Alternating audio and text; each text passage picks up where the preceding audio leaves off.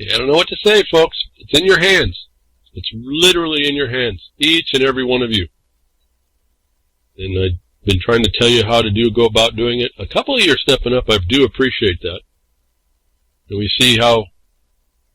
try to see how this works, and the things that we don't understand that we should have understood, and that's the part of the problem.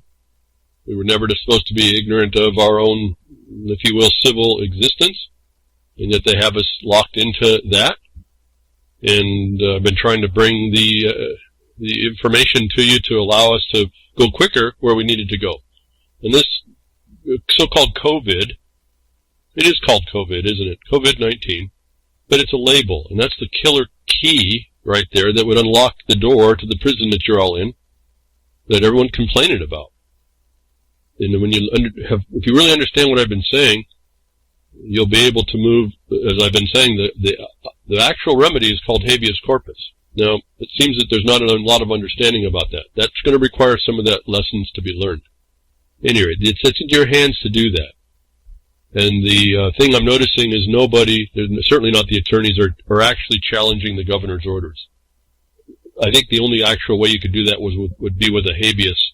Not that you're complying with the order, but that it has no foundation. There is no communicable part to the communicable disease declaration.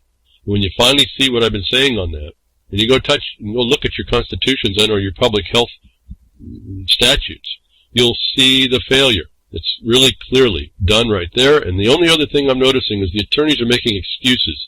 They go after these things as a tactical approach to try and get legal positions made. It's like the Rosa Parks thing. They set that up in order to make that back to the bust issue, which is important. But they're looking at a whole lot of parameters to look at longevity on a precedent. Your habeas corpus rights of being lawfully being restrained of your liberty is immediate. And this is the only opportunity in time you'll have to do this. You can't wait on a strategy. The problem is that they're saying that the appellate courts may not look at this. The courts may not want to interject into the executive side. You have to point that out, that your rights exist prior to the declaration, and that it was required that they certify to an actual cause, the absence of which is what the harm is. The court has no right to not hear and challenge the veracity, the validity of the executive orders under a pretense of health. And so you have a couple more sentences to add to a paper that you might put together. And so it's just understanding what's required and then going forward.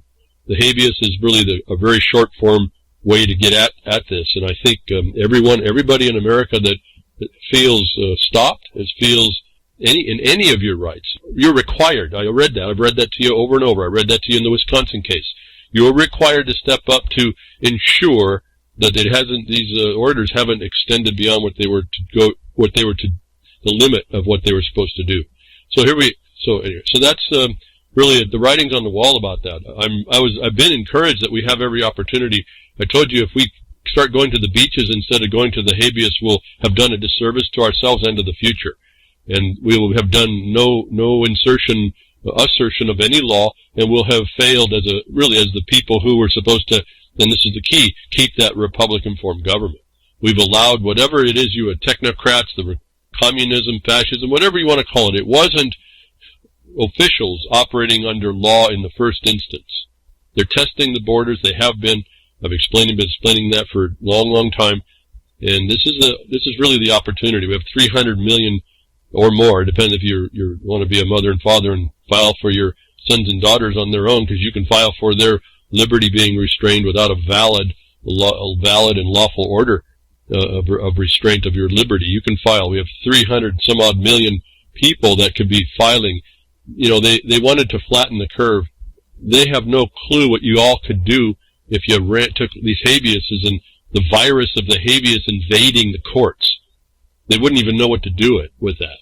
When they tried to flatten the curve to their hospitals, and you forgot that was the real point, and then you didn't go assert that they didn't have a right to make that as any standard based on nothing. Literally nothing, folks. There's no virus that they can test for. Literally, not out of my opinion. It's right out of their own words. I've done this weeks after weeks. Do you understand how that would overwhelm and show how stupid the justice system is? You need to do that as well. And that many people, we wouldn't have the problem that the judiciary wouldn't look at this because an appellate court wouldn't look at it or challenge the executive. It's their inherent duty and power to do so. In fact, I think it's Pennsylvania has the King's Bench, if you will. But listen to these terms, folks. If you think we were separated, they have King's Bench power in America. And I think they're one of the only courts that have named that. I thought that was original jurisdiction, but that's been truncated by the legal system. But they have King's Bench prerogative. And the King's Bench prerogative can, as I've been telling you, should take on their own motion. The Supreme Court should take on their own motion what they see is going on in society that was wrong. So there's your example that could exist in all your states. You would press that to the wall. If we were an educated public in our society, I don't think we'd have the excuse, the complaints we have, partly that we have at all. And it's because we don't move forward. I put in the last Twitter to join me behind the woodshed was the habeas was the key. It's the lockdown door key. This is not just a spacious opinion. We heard that out of the Wisconsin court. If you didn't believe that in what I said to you, I've been saying that for months and months now. And so this is on us. It's always been on us. Again, I say that and I get almost chills how the power of hundreds of millions of people walking to their court and saying, listen, you handle this here or we're going to have to, the posterity's going to stand up and we're going to alter or abolish this nonsense for you.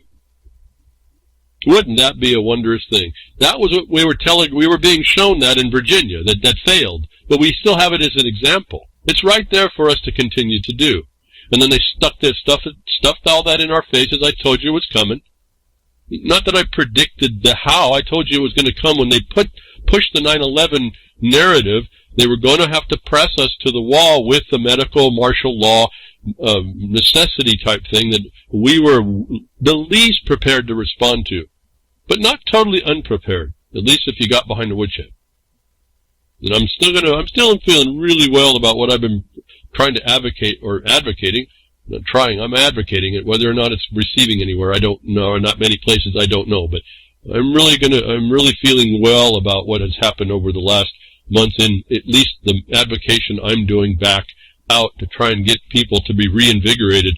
This isn't that hard. There's just some formalities that are already really written down for us.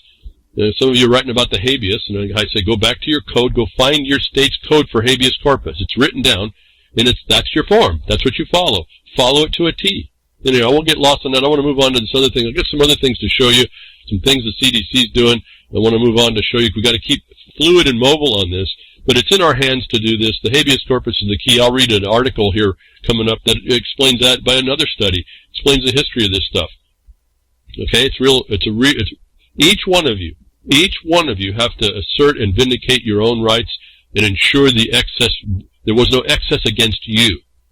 Now, we could all have the same reasons, but each one of us has to vindicate that, and I've always wondered what it would be like, this is during traffic tickets. If everybody who ever got a traffic ticket understood how to fight a traffic ticket, entered back in the courts, and did an avoidance, they would have thousands and thousands and thousands of cases that they would have to deal with. Would overwhelm that system, and I'm pretty sure you'd start to see a stop in this nonsense regarding so-called traffic that none of you are doing unless you're in a commerce condition.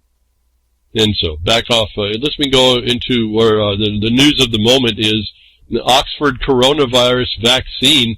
All of the monkeys in the trial contracted the disease. The coronavirus being developed by the scientists of Oxford University may not prevent people from becoming infected with disease after all, experts have warned. In the latest animal trials of the vaccine carried out in rufous macaques, all 6 of the participating monkeys went to catch the coronavirus. I'll end there. Okay, to me, this is they're advocating to tell you what vaccines do. This is actually a celebration that it worked.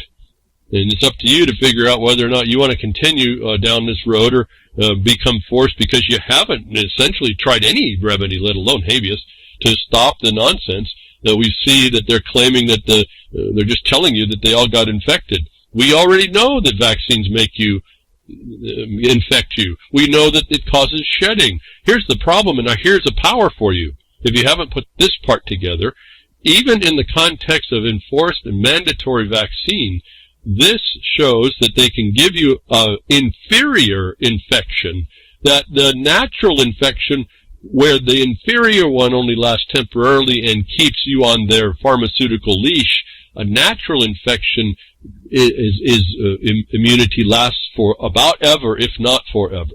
And that's the thing you have to learn to present. Even if what they're saying is proper, and their remedy isn't better than me just getting the virus. I want permanent relief, not your pseudo relief, where I'm now leashed. I have to force to associate, in violation of the constitutional right of free association, I have to force to associate with an inferior answer, inferior remedy. And so I take these, again, these are notice to us. Yeah, what did you expect? The vaccine gave the monkeys the coronavirus. I don't know how they tested for that, folks, but it gave them the common cold. Okay, I guess we could see my monkey sneezing and using Kleenex and hankies and wiping their nose. I guess that's what that looked like. But this is not surprising. What this is notice to you, authority, words out of the people who are doing this against you, that this stuff does exactly what it's always been doing. And then you bring up the fact, well, but that's not as good a remedy as me just getting, let's say, the measles, because that'll give me a lifetime of immunity. And so even when they press you to the wall, you still have a word in your mouth. And you still have, your choice is, instead of doing the fabricated pseudo-science remedy, you're going to do nature's remedy that gives you full protection. You don't choose to be put on a pharmaceutical leash forever because theirs is an inferior product. That's even if you agree with it. So, the thing is, hopefully you've stepped up with your habeas, understood what that is, petitioned, you've got the court to force the court, by your challenge to the court not looking at those things, force them to look at the validity of the orders that put you here in the first place to have you in lockdown.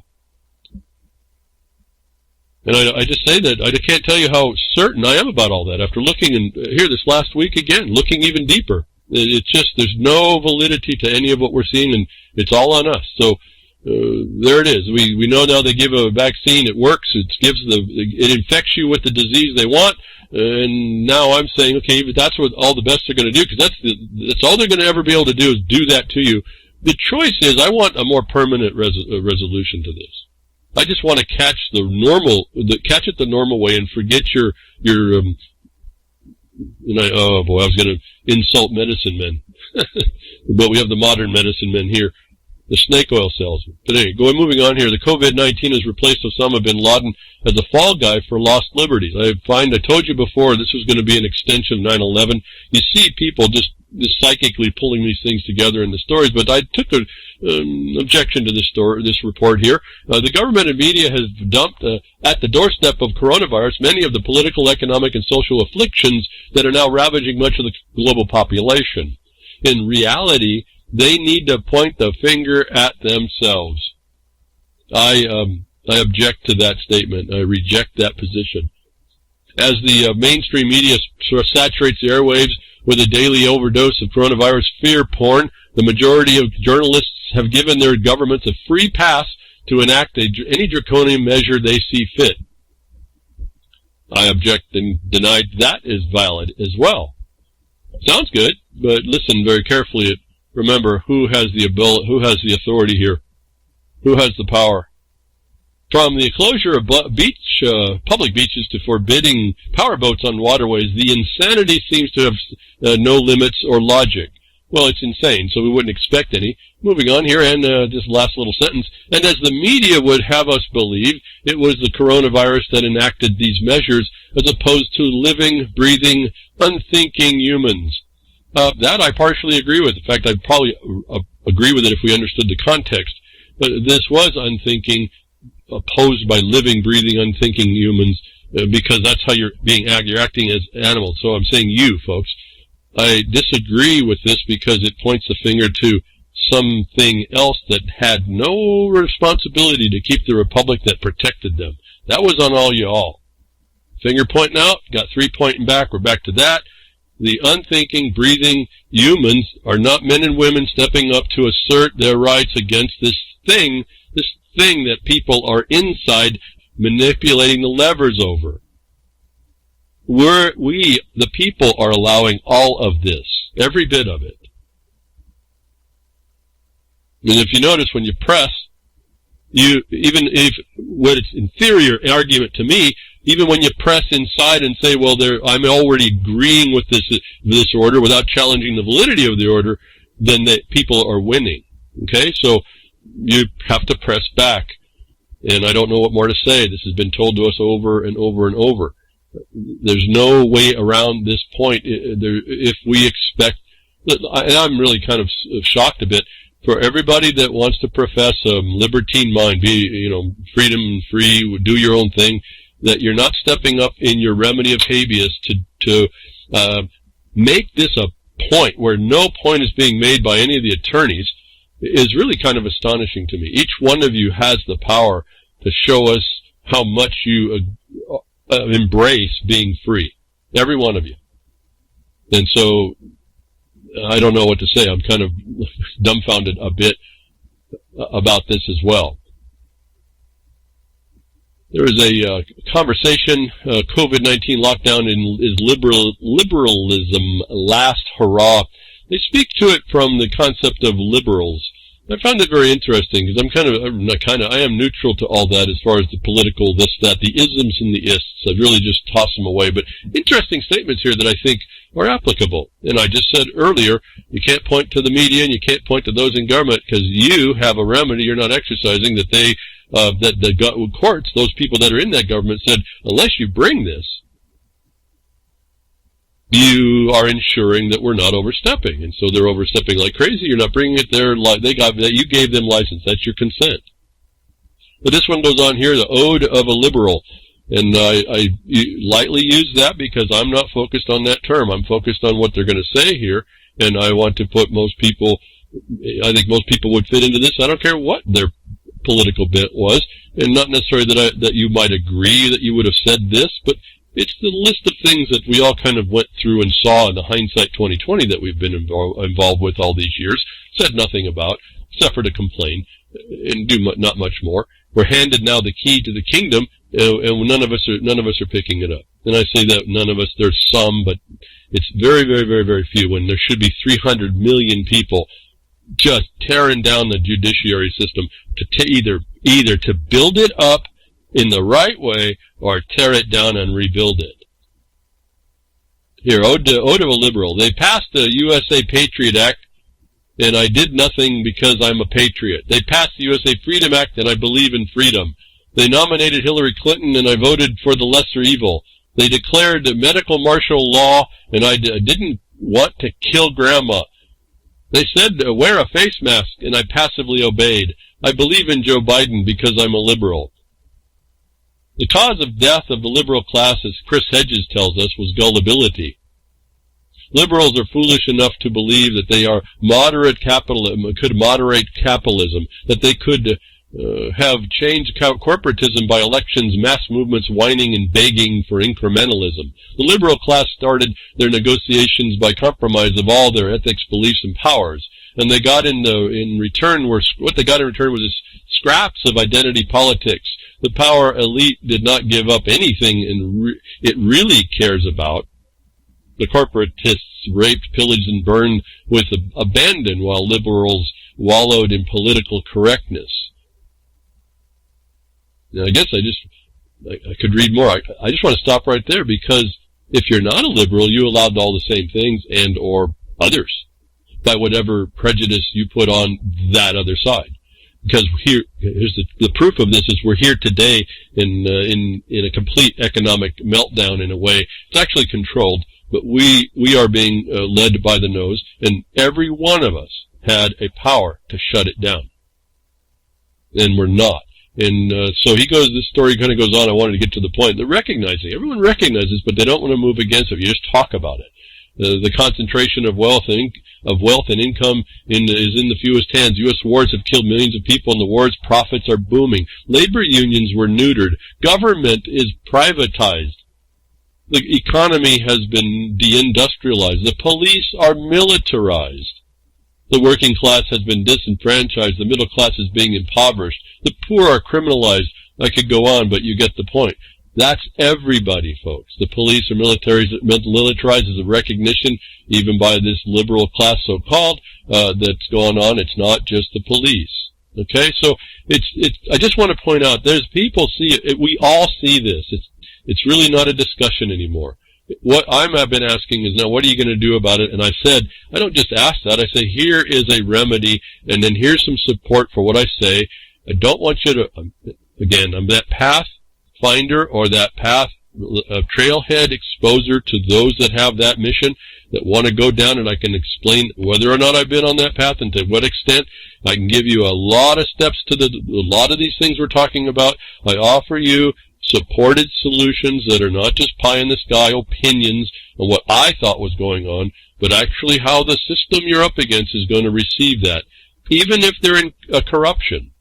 And I've told you how to deal with that as well, or at least in part. And I say in part because a lot of that's, everybody that finds time to finally focus on things that they want to, wrong they want to make right, realizes as they get in, there's nuances in it, things that have to be adjusted. It's a very fluid condition that goes on, but it all still has principles that are laid out and written down that we can follow. And it's all objective. You don't have to make the stuff up like I remember watching people in the 90s get beat down big time bad. They thought they knew what the deal was and they didn't. But on their errors is what I took note of, and started to adjust how I was thinking about how do you address this thing that you really don't have the final say on, but you have the obligation to have kept them out. And this brought me into the more, as we see, the more military type of position. We're having an overthrow going on, a coup of the nation. People have the tool and the weapon against it, and nobody, they rather talk about restabilizing the government through the Second Amendment militias, as I got a tweet. I don't even know how to respond to that stupidity.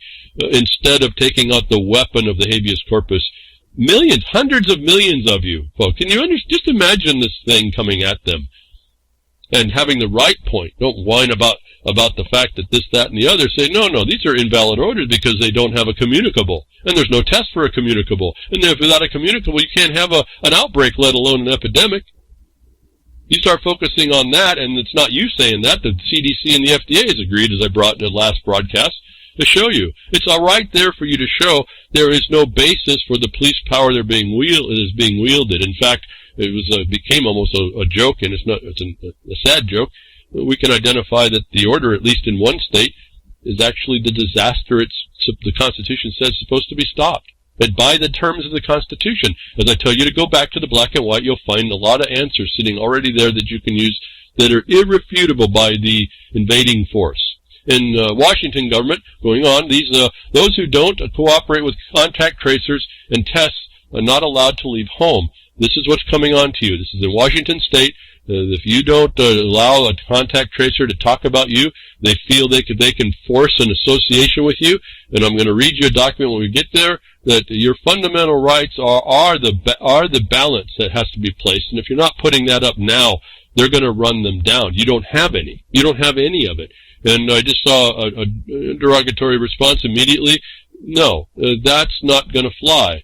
That's what I'm trying to say. But the other thing is I posted 2 posts on the same thing. I've been watching this thing. It really bothers me. These barbers are defying. People are defying. I said, stop. You don't defy. You have to deny. If you defy, you admit the legitimacy of whatever you're defying. Instead of denying it by good lawful reason, don't defy.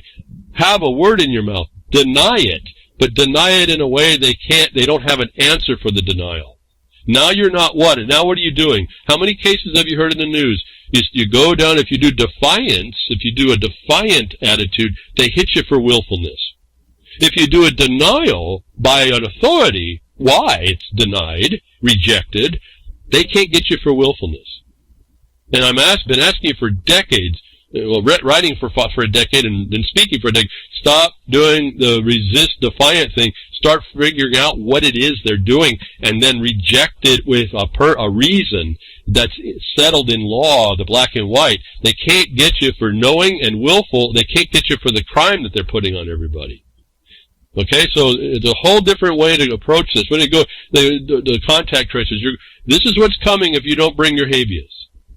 All right, I'm not going to get too deep on this is like the senseless workers with bigger teeth and fangs. And so I've been still working on how to address this. In fact, I'm going to probably take the senseless notice I told you I wrote up and probably add something for these guys. But I'm still working out in my mind that dynamic of this power that's unchallenged coming to say, you're not leaving your home if you don't you don't force to associate with our contact tracers, these public-private partnership we've entered into. Okay, so lots of stupidity behind this. I guess then they're going to have to serve you, which they say they're going to do. They'll bring you your food. They'll bring you your medicine, whatever they think is essential. And I've told you, well, whatever they think is essential, that's not essential in your life is a takings they didn't compensate you for on the other end of it. But it happens because no one's going to say, wait a minute, okay, now that you've done that in Washington State, I'm going to file a habeas against the validity of the order that allows you to even say that. And here's how here's how you don't have the ability because, first of all, there is no virus, communicable, infectious agent you can prove. And then you get into the statutes, you see they did none of that. They did none of the certifying specificity that is required in the statutes and in the constitutions and the ones I've seen. So here it comes down. They're telling you that those who don't cooperate with contact tracers and tests not allowed to leave home. If you didn't think I was joking if you thought I was joking about the open air prison you live in, and if you don't agree with your wardens and how you get locked down, isolated, then here you're seeing it right there. You are allowing that by not properly responding. Habeas is the first remedy that I would be going to, as I've been talking all these weeks, and I've been refining how that is week to week, trying to see if people would pick it up. I'm finally getting some people that are starting to get it, so I'm just going to continue refining, and hopefully people will get motivated it's like defending yourself even if you're up against a gang, folks. I mean, even if you don't know if you can beat them, you're going to defend yourself. I mean, you're going to do something better than sit there and whimper. But CDC, now here we go. Here's the thing that builds into this. Upon that imposition, violating your fundamental right of association, on top of the fact they haven't proven, it's only presumptive the validity of the order, and you show how they couldn't prove it. So you rebut the presumption. They now have to come back and show how they could have seen a virus, is the dynamic. Upon that, you see the CDC admits to giving misleading COVID-19 testing data. Several states have been making the same mistake. Folks, it's not a mistake. This is things coming undone now. They're going to be removing it. They're losing the hold. This is the notice to y'all to give the local officials the plausible deniability that they relied upon that says that what they did was a mistake so that you can't go after them. So as I've been saying, unless you show up front that the local, and this is where your fight is, locally, the habeas is local, is you show them that the local jurisdiction having the authority did not do an independent certification. In other words, they didn't show locally that you had an outbreak epidemic and then lost that to the county lost the ability to keep up. You don't have that certification in law, then they have failed to do what the law local to you has said. This is all the same across all these jurisdictions. They're bringing out CDC admits giving misleading COVID. No kidding, we knew that going in. This is coming out as a notice to relieve the liability of all your local officials. All right, so if you see it this way, for me, I see it this way, I know exactly what I'm going to be going after as well. The one more line is I have to be able to express the fact that they couldn't take reliance on the CDC because they were supposed to look at local occurrence. And in fact, I think it just occurred to me in the chat room of RLM last night, the Wisconsin bill came out about they were declaring this supposed epidemic public health order. The first 8, as I read, the first 8 whereases, the things they're trying to load up as facts, were not even relevant to the local county's authority. And so if you start to learn how to parse this through, you can just decimate what they're using to use it's a color of authority. And that, now you find the color, they now are unwarranted in what they do to interfere with you. You now have them in felony. That's what this is trying to do. The CDC admits giving misleading data. It's like, okay, we know that they were doing misleading data. This is a public notice, though, that the officials we relied on the CDC. And that will exonerate them in most instances unless you know what I'm fulfilling what I'm explaining. And so what about this information? They've been lying, and I've also been watching how they've been moving through. Moving on now, a thing I'm going to have to probably update on one of my web pages, and what I'm going to explain to you today, the information about the laboratories, the coronavirus, COVID, is the CDC having changed what it says is not a test as a test. I had to go back through, and I'm going to go backwards on this. Instead of going back in time first and coming forward, I'll start what they do now. They have now promoting, which I said there was no test. This is what they're telling you now. Here, they can't even get the numbers right, but now they got a website you can trust, but it does say this, but you can trust some of it because it's a lie. You trust the lie. You trust what you have to do here now is take a second step of investigation. You can't do it from the page. Now it says, where it says it had no test, back in February and March, and you'll get links for that. You can compare them. And I think it was in February they said this test is not for the hospitals. It says it right on their webpage.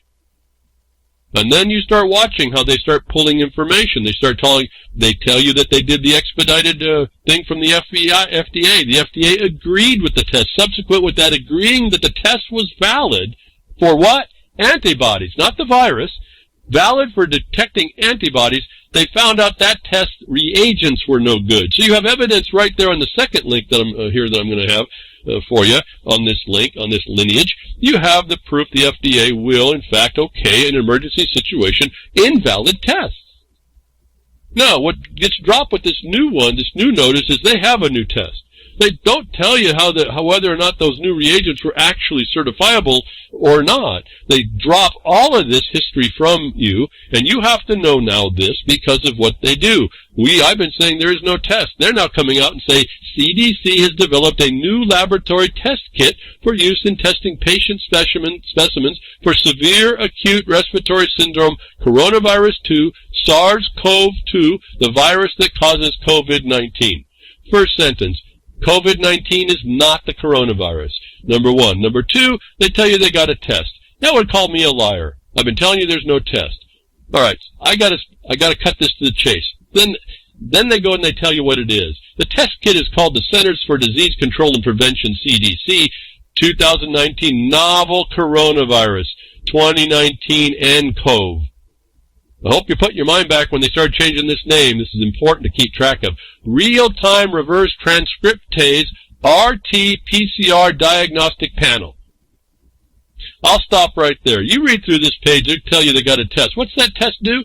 It doesn't identify SARS-CoV-2, which is presumptive anyway. The RT-PCR diagnostic panel is the same instructions the FDA says that does not identify the viral cause.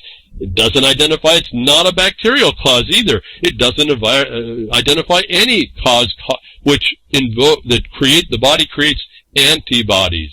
These tests are not a test for SARS-CoV-2. They say it right there. They're promoting that they have the test. If they got the numbers wrong, folks, do you think they also got the information they're telling you wrong here? So you can believe what's on this page, or you can look a little deeper and find out the second sentence on this says it is only an antibody test. And here's the difference. They'll tell you now what the difference is. They also don't tell you that you can't do these in hospitals. They say, but it does have to go through particular labs. This is not a clinical tool at all. But what's the test would do? What is the optimum point about this test? The test for the swab, which we heard in the old website you'll get the link. I'll go back and talk about those. I'm going to jump through those, as a matter of fact, and get on to the next point. The swab tells you whether or not your body has antibodies for an immediate thing it's responding to, what's happening to it now. In an antibody test, not what's causing the antibodies. The newer test, which is that lateral flow test, if I understand this connection correctly, at any rate, the so-called serology test they do, that checks that you've had some immunological response in the past. The new test happens to it's like looking in your car going somewhere, but you're going there in the rearview mirror. The serology test they're promoting as a test for SARS-CoV-2 is actually an antibody test that you've responded to something in the past. It's not predictive of the current or the future. And so here's they'll tell you they got a new test. You now are being obligated to go refine the search to find out what is this new test? What does it really do? All right? And it is when I said there is no test, they come out and said there is a test. I'm telling you, the second step now has to be taken to identify the new test is the same as the old test. In fact, now they've differentiated. The new test is the same as the old test, but they've split it. You can look now or you can look in the past. You can't look what's coming, and you can't see what the cause of what's coming is with this so-called new test. Okay? They also say it takes a clinical laboratory to review this. And it still isn't good enough to find the cause.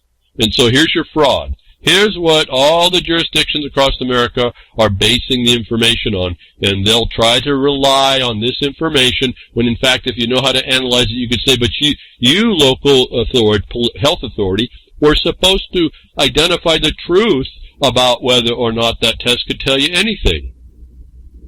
That's on you. That obligation never left. When you look in your statutes, and I've seen a few statutes now across the nation, they pretty much all say the similar thing. The county health authority or the health authority in a county has the obligation and duty to do an assessment and certify to a cause over a territory. Then before it goes on to the state, it's then it has to be certified that it can't be that particular thing causing the outbreak, causing the now epidemic, has gone out of the hands of the county to be able to deal with. How can they do that when they don't have a test? How can they do that even if they look at someone who responds to the test in a past infection? That's essentially proving to you that you're immune, isn't it?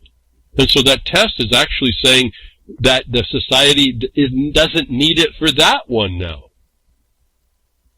And so if you understand what's going on here, how this scam is being perpetrated, you'll incorporate those things, potentially, it depends on how you advance your habeas, in how you've identified the local county, the governor had no ability to say that there was an emergency against you, whether they want to declare it a disaster, a catastrophe, an emergency, an outbreak, an epidemic, something of health importance. There's no foundation for it. And you have to assert that the court that won't look at that is being an accessory to a treason against you.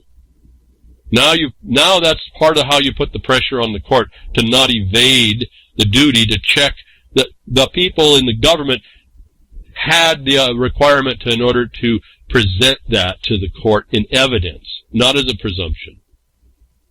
Okay, so I know maybe some technical words there, but this is what we were supposed to be understanding. Public health strategy and police powers of the state. I found out in talking with some people, I can see now how you folks think I'm nuts. I'm just absolutely talking about stuff you can't find.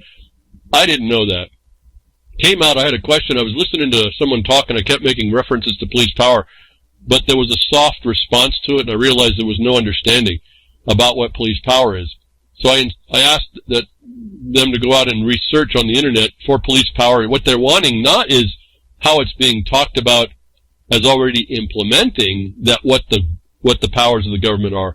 You got to find out you need to know that this is a thing that needs to be invoked and the standards by which it's invoked. And essentially you'll see that in the proper processes in the Constitution and statutes, but it doesn't say it that way. To give a background information, go study police power. Well, I decided to take my own advice, and I said, I better go look and see what anybody's going to find when I tell them that. And I have to admit, folks, I can't be confused because I understand, but if I was somebody who didn't know and I went to go search police power, I would be as confused as my friends were when they went and did the research. Because it doesn't speak about police power the way I understand it. In fact, I got my information long before the internet. And so I realized that when you're listening to me say stuff and you go research, you don't see what I'm saying at all.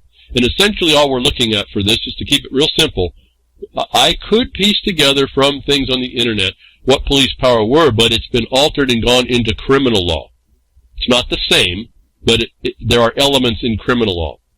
And so I was able to piece together some principles that I sent over to give a basic foundation for what police power is. Let me read this document. I found this subsequent to all that, and I thought it was important because it kind of gives us an idea.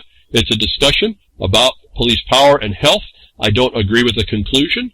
I don't agree with the opinions that are stated, but there is a historic reference to what the so-called doctrine of police power is. That you need to understand it, because if you don't really understand it, you don't know the terrain that you're working in, and where to put the key, how to put the key, turn the key, and the door to put the key into.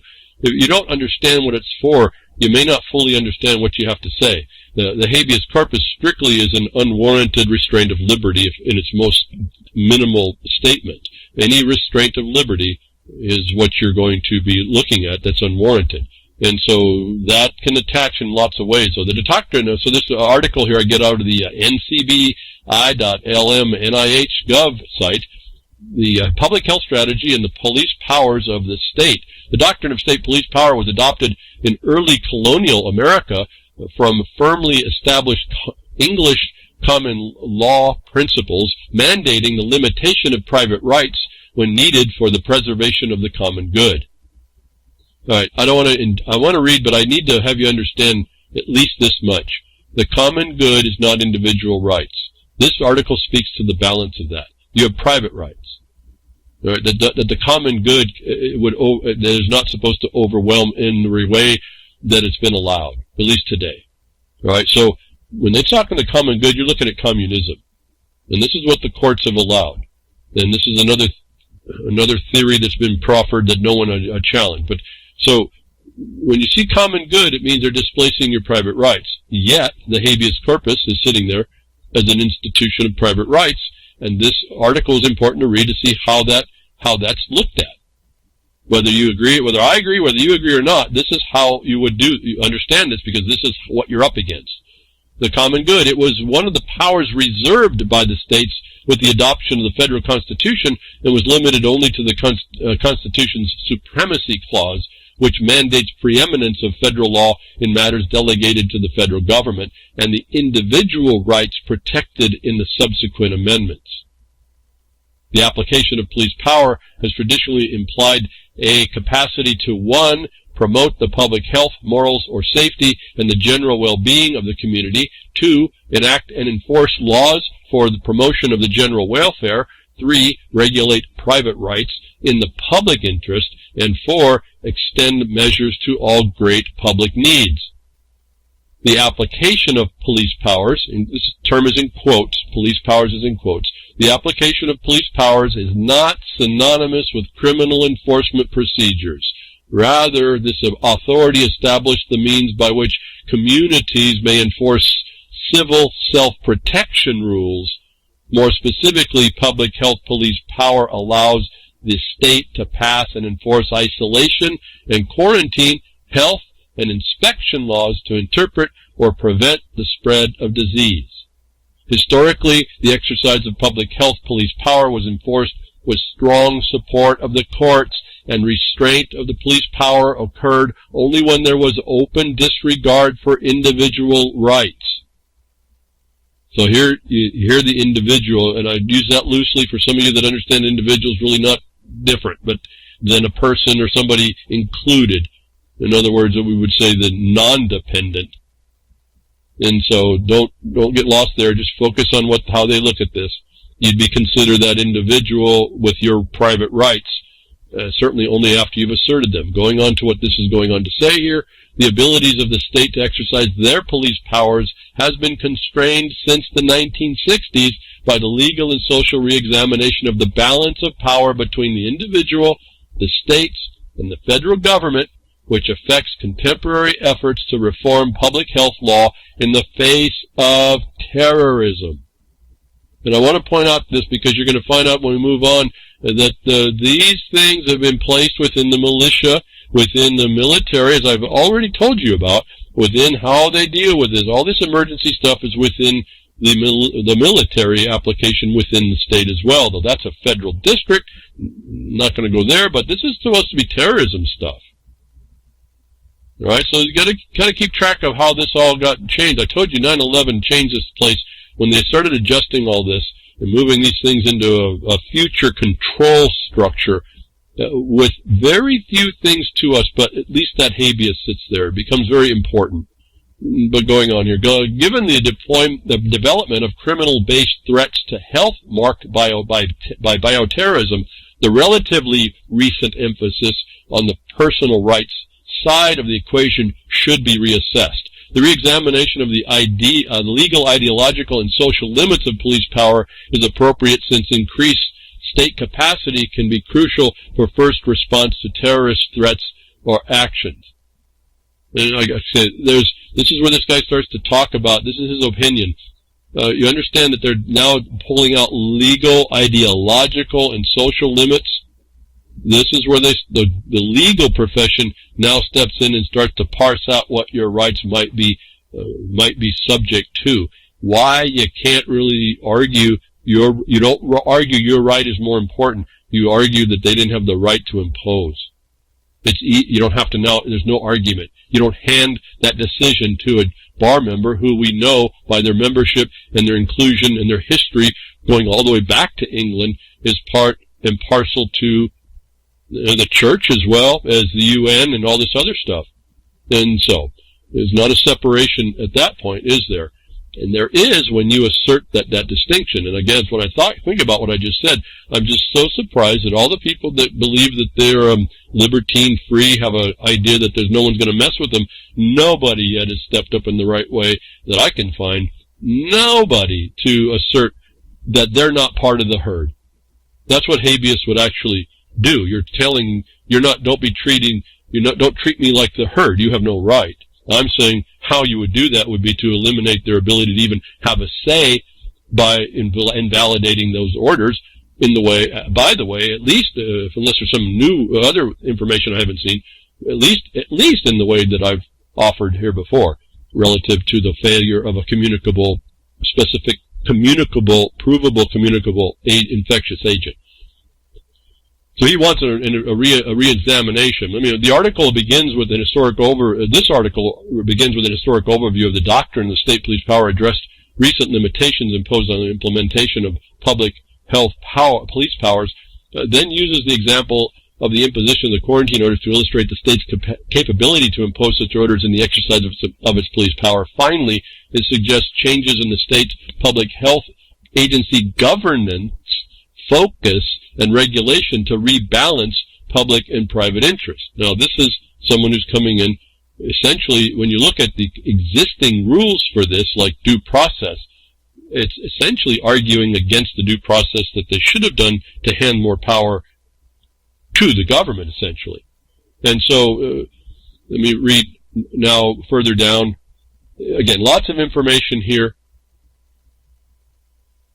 How much do I want to put out? There's just so much to read and understand. I want to read it out, and partly I don't. I want you to see the black and white.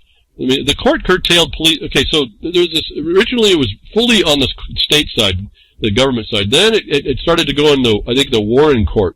The Warren Court made some adjustments. It's very important to read for this and how and why and how it expands the respect, if you will, for your constitutional rights up front, which I've been telling you is totally absent right now, that you need to reassert. See, the habeas can allow you to do that as well. The Declaration of New Constitutional Rights unmentioned in the text of the Constitution also affected the exercise of police powers through these adjustments. The court curtailed police power by establishment that, one, the exercise of police power could be limited by express or implied rights. Express or implied rights, folks. This is where you have the power. Here you are. Okay, so I don't know when I say that's like opens a whole bunch of doors for my mind. I don't know about you.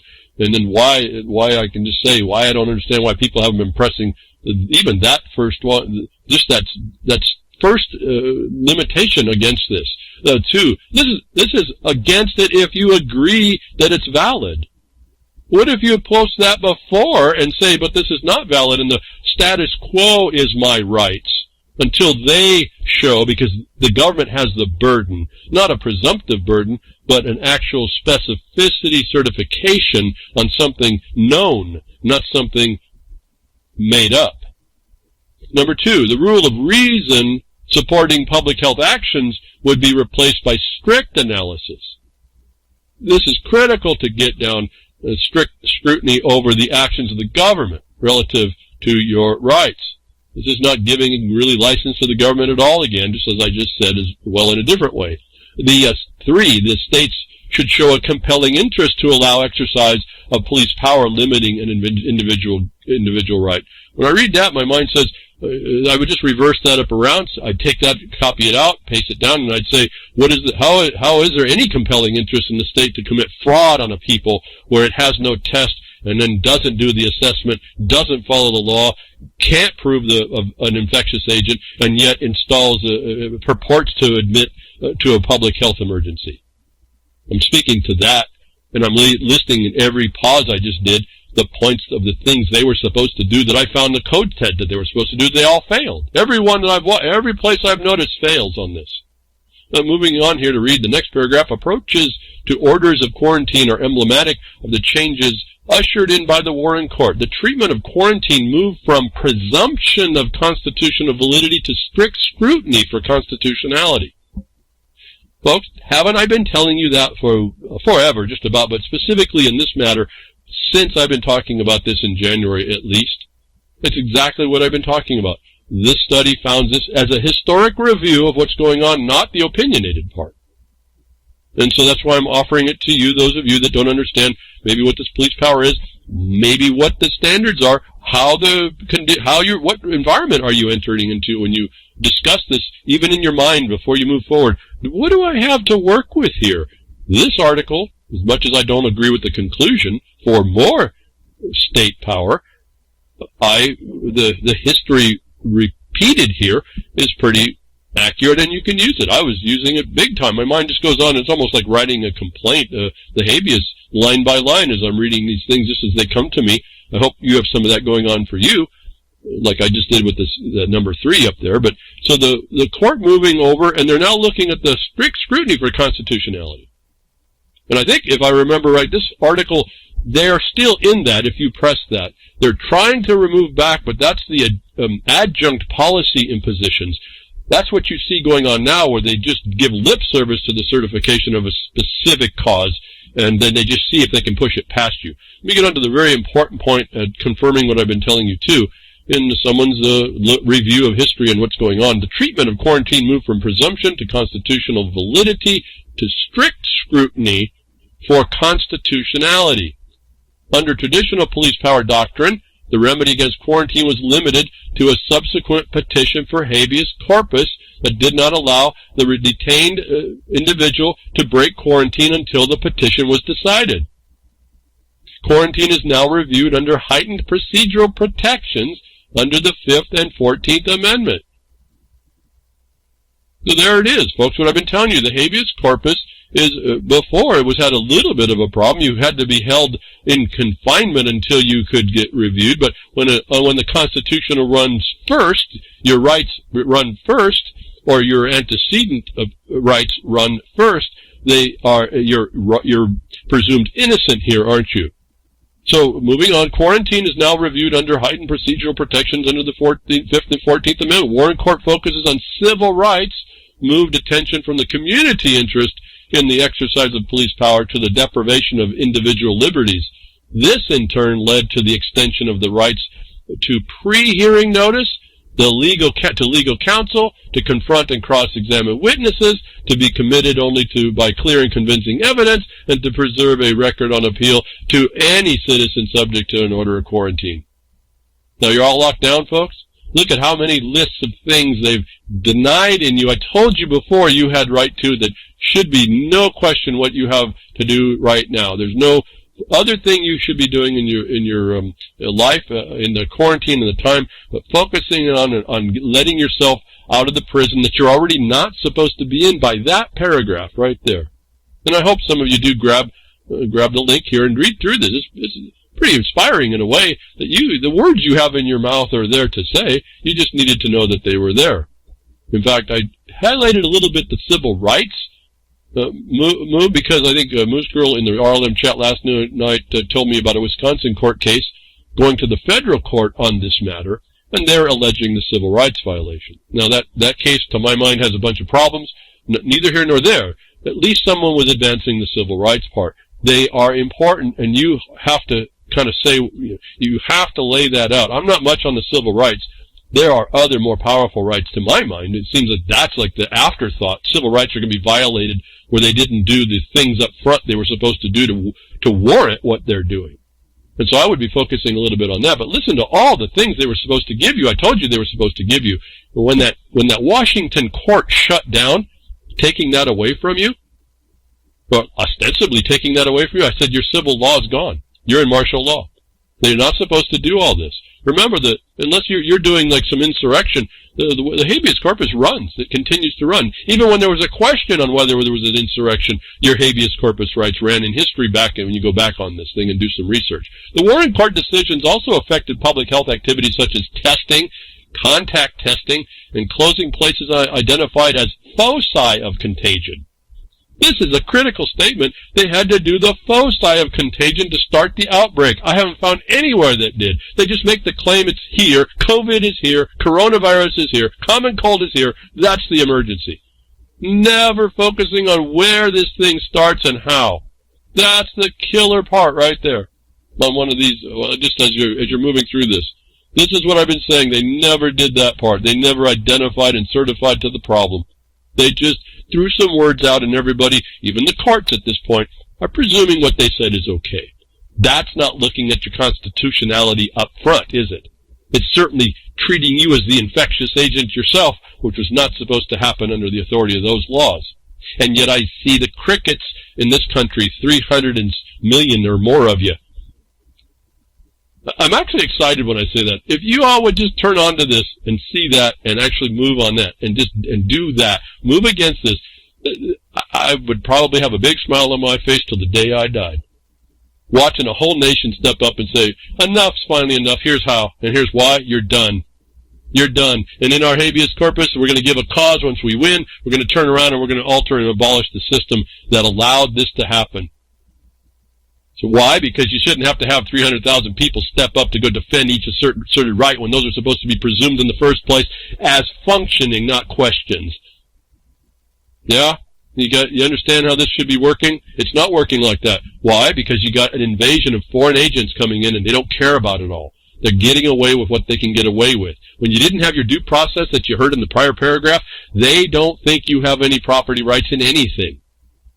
Because if you don't have a property right, the administration doesn't need to give you due process. So I've told you this before, but this is what's at stake.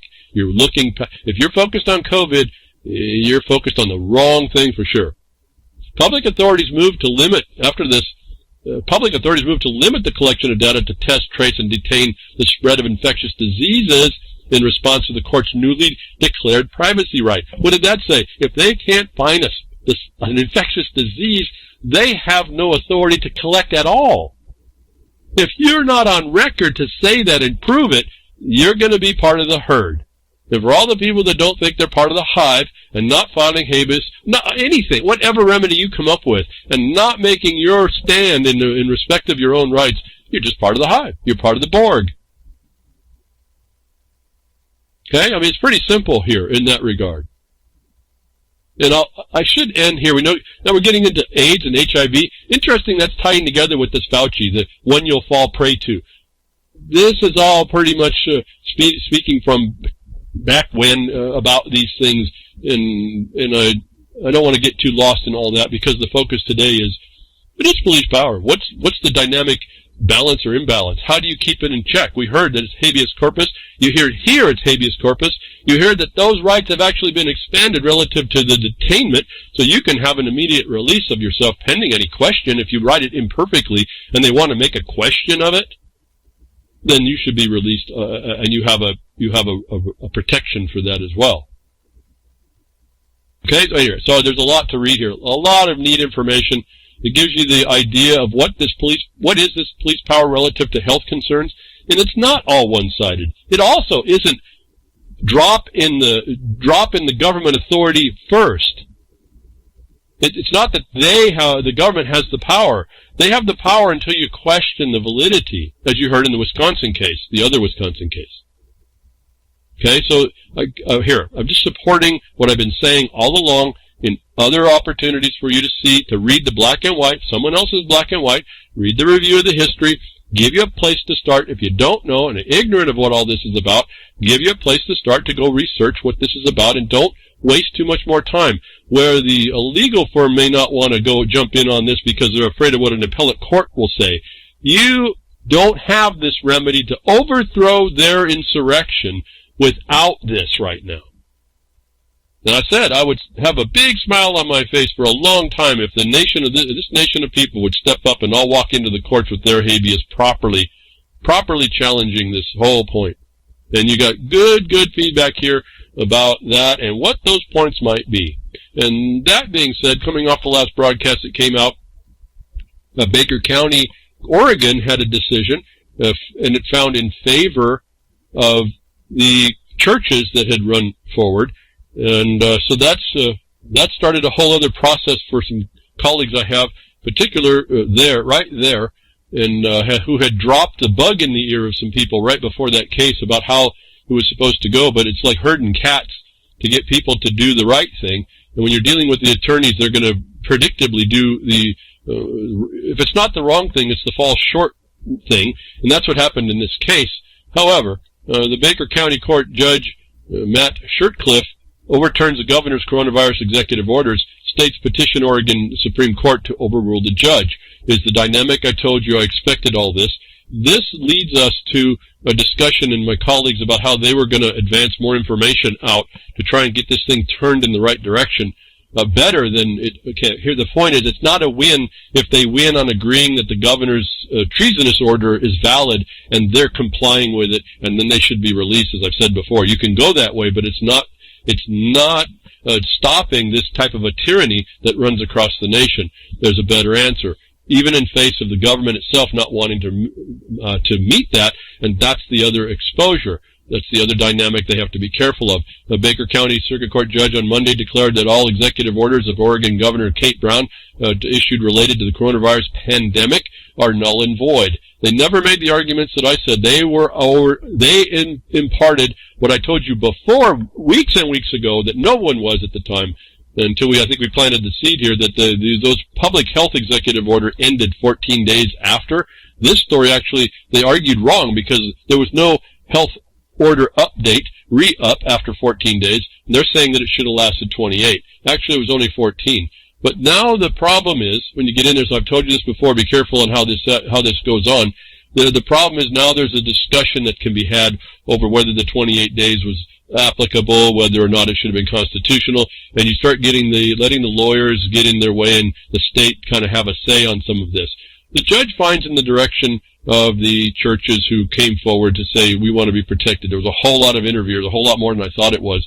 I have a link for the 6-page decision or 2-page decision. I can't remember now what it is. At any rate, you can read who was involved, who intervened, and I'll just say there's a couple, at least one intervener that we had an influence on to make some of the statements. Again, that didn't translate quite as well as I'd like to see, but did get the case up, got the case reversed. And then what happened was that the state, the governor, and their attorneys appeal. It was said, it was in the story that it was appealed. Actually, what I found out in reading and listening to a video of a newscast which you'll get a link to, they actually pointed out that what the state did was not an appeal, it was a mandamus. And you have to keep track of these things, and it's important to do that. Again, you're supposed to know about all this, folks. It's not supposed to be beyond your purview to understand how it works.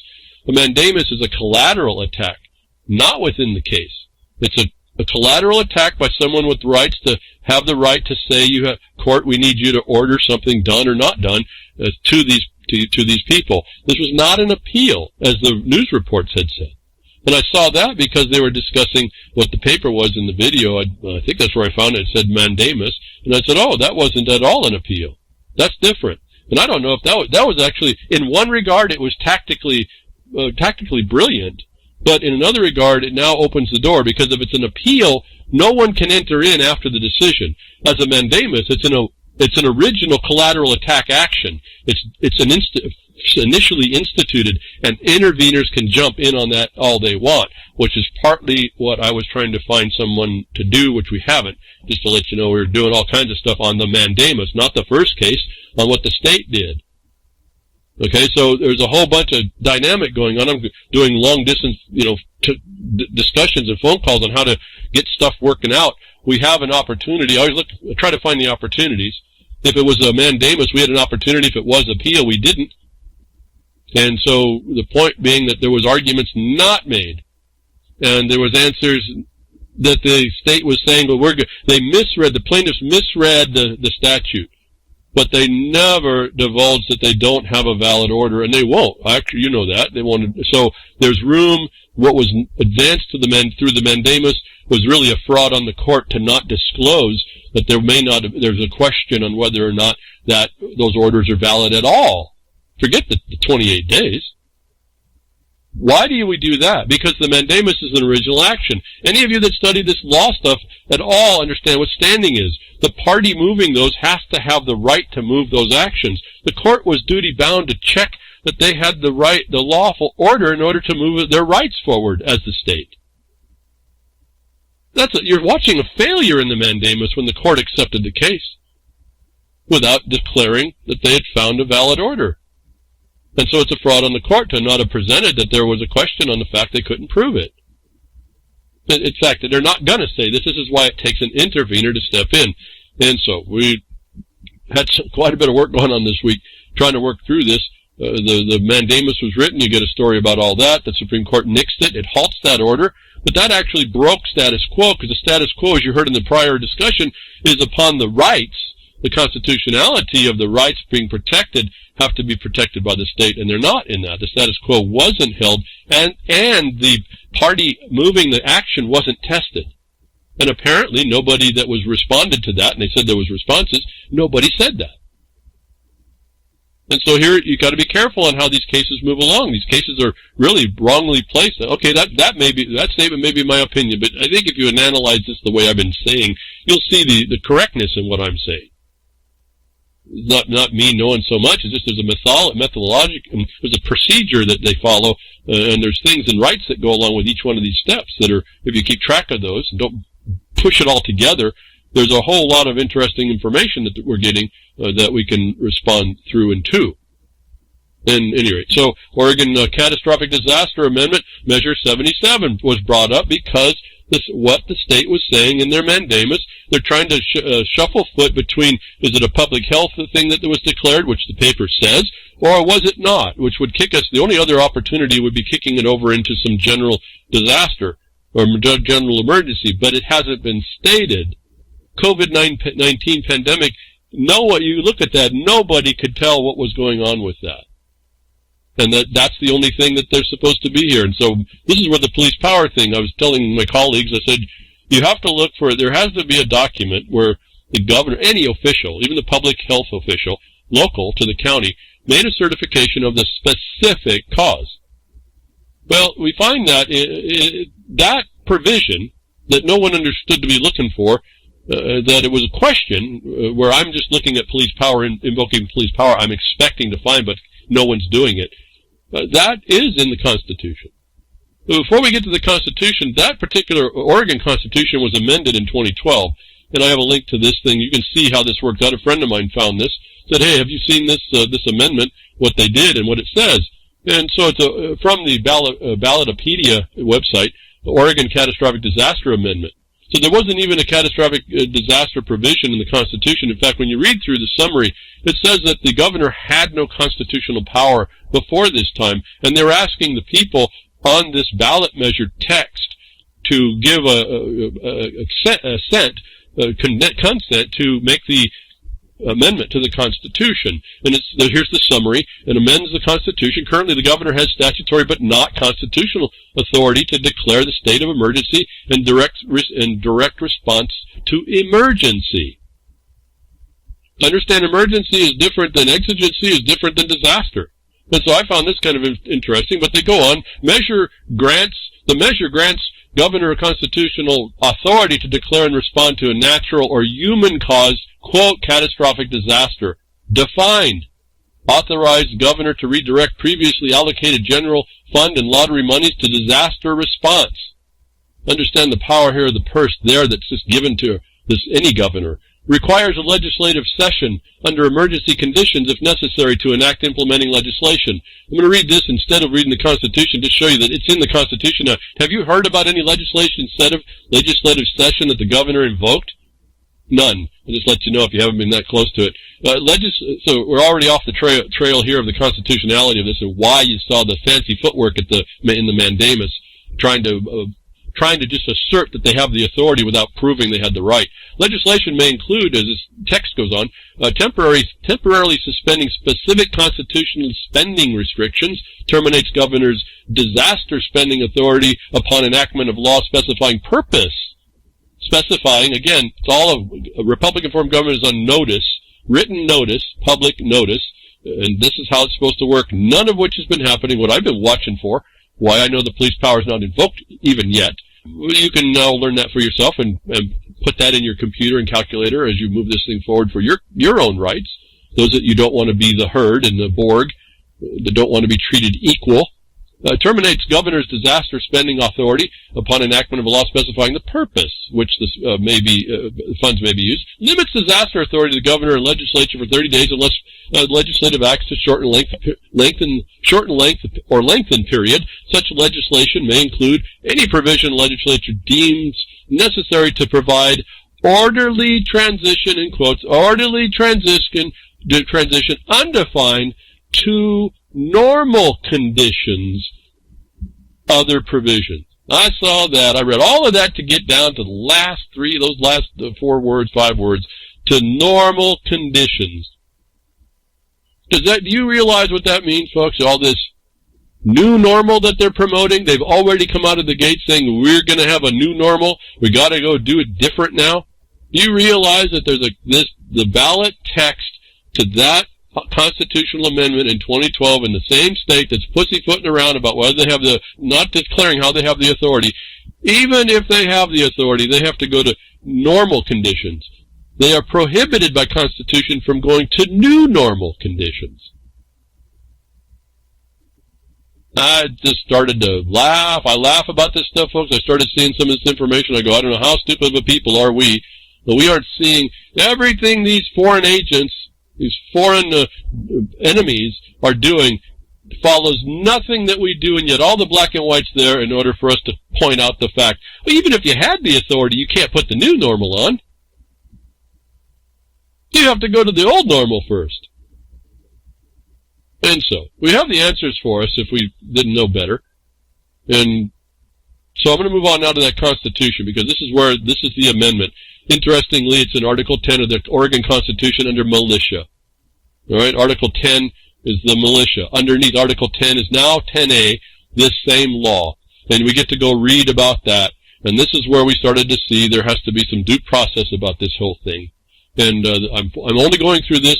You're not in this state. I'm saying I'm reading this stuff through just to have you go understand there's words there to go read in your state, that these same things will be there because it's an old English doctrine that's been put across the United States that's consistent across the United States of America.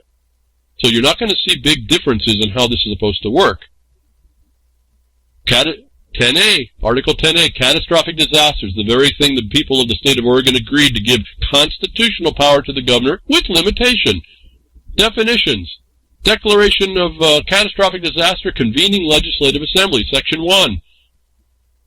Additional powers of governor, Section 2. Procedural requirements for legislature, Section 3. 4. Additional powers of the legislature. 5. Participation in session of legislative assembly by electronic or other means. Boy, is that anticipating your e-government.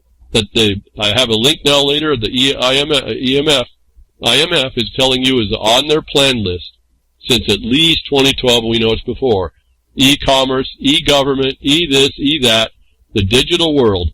The technocrats extraordinaire, and we're not stopping them with the habeas that says our constitutionality sits prior to all this nonsense if you just said it that way. Moving on here, just to get on here, the definition, declaration of catastrophic disaster, convening legislative assembly. We've got to listen kind of close, and this is where I read this thing through. Someone sent me a copy of the Constitution, just this section, I was just kind of glanced through it real quickly, and I just started laughing. I had to go back and see why was I laughing. Sometimes my mind does that. It sees stuff. And I have to go find and track down what my mind saw faster than what I actually understood. And maybe you'll get the joke that's not a joke, that's right here to see. And this is going to be across this nation how this works exactly. Just applying this. One, as used in this article of the Constitution itself, the catastrophic disaster, the term catastrophic disaster means a natural or human-caused event that, A, results in extraordinary levels of death, injury, property damage, or disruption of daily life in this state. And B, severely affects the population, infrastructure, environment, economy, or governmental functioning of this state. I'm going to pause and ask, you got the punchline yet already? Number 2, as used in this article, catastrophic disaster includes but is not limited to any of the following events if the events meet the criteria listed in subsection 1 of this section. A, act of terrorism. And then there's B, earthquake, C, flood, D, public health emergency, on and on, down to war. Well, there's a war going on too. We don't have tsunami that we can, no flood, no volcanic eruption listed here. Act of terrorism, public health emergency, and war. 3, the governor may invoke the provisions of this article if the governor finds it and declares that a catastrophic disaster has occurred. A finding required by this subsection shall specify the nature of the catastrophic disaster. That was really all I was looking for. That due process was required, and they had to specify as a shall, an imperative, not a guess, not a by golly, not on a whim, not on a caprice. They shall specify the nature of a catastrophic disaster. She's never done. Why the pussyfooting? The point is, let's look at police power. It requires a finding that's specified as an imperative of the nature of the catastrophic disaster in one of these: act of terrorism, public health emergency, or war. I told you the public health emergency regarding the so-called COVID is determined to be by the military to be a potential bioterrorist attack. We got back to bioterrorism. We're back to act of terrorism. If you give you the general act of terrorism as a rule, you live under fear, intimidation, and dread. Look at your society. Is it living under fear, intimidation, and dread? And let's get back one step back up. I'm going back up. The catastrophe disaster includes these acts of terrorism or even a public health emergency that does what? These things have to disrupt the daily life in this state. And I'm not going to get off this state and get lost. These are the people in the state through their environment, economy, functioning of government. And I asked to maybe drive the punchline now. Didn't the governor's order to shut down the infrastructure, the economy, and the government, isn't that the catastrophic disaster that this constitutional amendment sought to prohibit? The governor's acts are the constitutional disaster by this definition. I don't even need to validate whether or not she had a cause. She wasn't even, again, even if you give her the authority, she wasn't supposed to affect and disrupt the daily life of the people in the state. They're not allowed to put on e-commerce, put on e-government, which is now we're actually finding people who actually get involved now with the government, trying to gauge the meetings. They're finding out this e-government's an obstruction to actually being able to participate. There you are with your fundamental right, folks. You have another angle. For those of you that want to jump in, start attending to your e-commerce, e-government meetings, and find out you have problems and you can't really participate, you can join that whole thing if you want to. If you want to. It's up to you. It's in your hands. Anyway, so reading the Constitution tells me that the actions of the governor of the state of Oregon that affected the daily life of people in the state and in their economy or in their governmental function or their infrastructure, in their population, by what appears to be an institution of fear, intimidation, and dread, or terrorism, or underneath a public health emergency that she thinks she's using under color, is the catastrophic disaster itself. This is the foreign agent not caring about the law, as we We've sued that in 2013. We identified. That's why I can see it so quickly. What I'm so focused on trying to get people to embrace and move against. It's a target-rich environment right now, and they're completely vulnerable if you would just finally get out of your house. Finally do the most basic habeas, do the most basic study, the most basic consolidation of some form of communication and record. And I'm going to move on to this a little bit different. Why the WHO faked the pandemic came back up a while back, and this was just acknowledging that the WHO would fake a pandemic, the pigs fly flu. Why would the CDC misdocument the numbers? Why were these governments, why are they not following the law? As I only got when I saw this title, why did the WHO fake the pandemic? Well, it's because they made war on you. Okay? This is what they're doing, and you're sitting there under a war. All you veterans, too. There's war in this country, and you're not rising up with not your Second Amendment, which can't kill the virus, and it's not going to stop anybody, the minions out there, but the habeas is the pen to paper, the lead to the paper, if you handwrite one, that is and can expose this entire thing. Why would the WHO fake a pandemic? It's not faked, folks. It's a plan. I don't even know. It's not fake because it's real. It's a plan. It's a weapon against you. Okay, so this is what they're doing to us. Why would an enemy come under camouflage? Why would the governor sidestep the fact of the limitations on them? Why would the counties do it? All your actions is really local because there's requirements to show. Once you show there was nothing they could find, now the territorial access of the governor is even interfered with. But you can't make it a question and make it someone else's job. Again, every one of you is locked down, considered to be treated equally as part of the hive, part of the Borg, because you're not stepping out. That's your consent. Why would a criminal fake something? Pretty obvious now when you start to see it. Let me read the article. I got to keep moving here. When you get, and I wrote this thing here. Now I want to transition into what we've been told. That right up front they're telling us what it is. These people are not bashful to let us know if we would just listen. I sent up a Twitter out when I found this. I had to track this video down when I heard someone make this statement. I said the Twitter says when you get behind the woodshed, what you miss when you don't. COVID-19 goal, the Great Transformation. Quote, if you don't like the pandemic, you are not going to like the climate crisis. IMF Managing Director and Global Citizen, Kristalina Georgieva. She just made an interview where she says, if you don't like the pandemic, you're not going to like the climate crisis. Now, I don't know what you all heard there. I know what I'm hearing.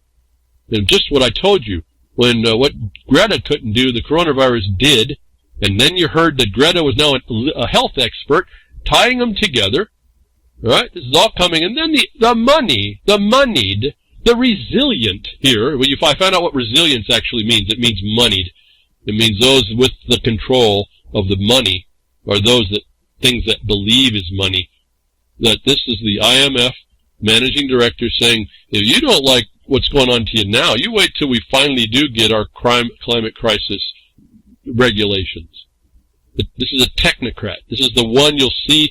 I have another link you'll hear and talk about. It's all going digital. The e-commerce, the e-government, e-whatever. The e-money. This is where it's going to go, folks.